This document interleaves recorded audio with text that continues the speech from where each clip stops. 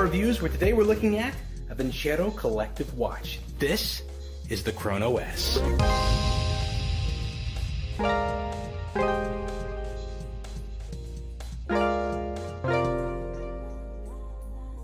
Alright, now in recent years I've grown more partial to the leather bands just because I don't like that metallic weight on my wrist. So this is right up my alley.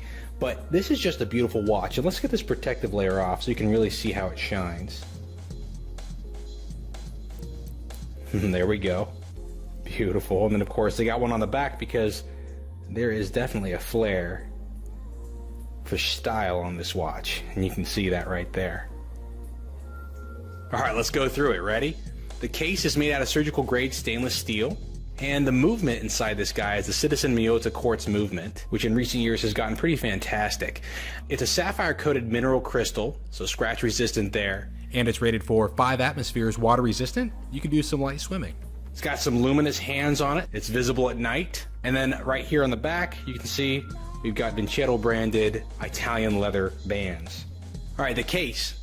The casing is 43 millimeters in diameter, and the thickness 10.5 millimeters from the top of the bezel to the bottom of the case back. Now, one of the reasons the Vincero collective watches are so unique is that each one of them has a piece of marble in their case to symbolize kind of their credo, their motto, which is that Rome wasn't built in a day, and the striving of men to reach for a legacy, to leave a legacy.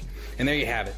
Vini Vidi Vici, etched on the back with Build Your Legacy. And of course, Vini Vidi Vici meaning come see, conquer, or I came, I saw, I conquered. Or famous words spoken by Julius Caesar talking about a decisive victory. He built his legacy for sure. All right, let's get this watch set up, and I'm gonna try it on.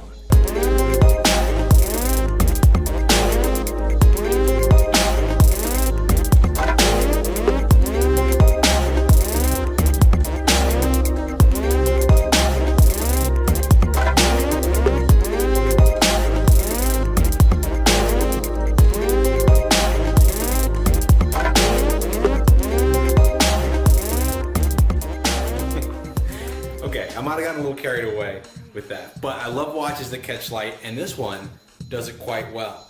Not only that, but when I put it on, I can tell the quality in the leather strap and how it really sits on the wrist. Not too heavy, not too light. And with its turtle shell design in brown and the blue face, you've got a piece that accents quite well with a variety of outfits, which I tried to illustrate with a little bit of switch up through the video. I also want to show you another aspect that I really like about this watch, and that comes down to the strap bars, the spring bars. As you can see here on the back, you've got the classic spring bar attachment, but this one has those little knobs, so that when you want to remove it, you can easily just push down on the knob, and there you go. An easy swap out for your leather bands depending on what you want to do in the future.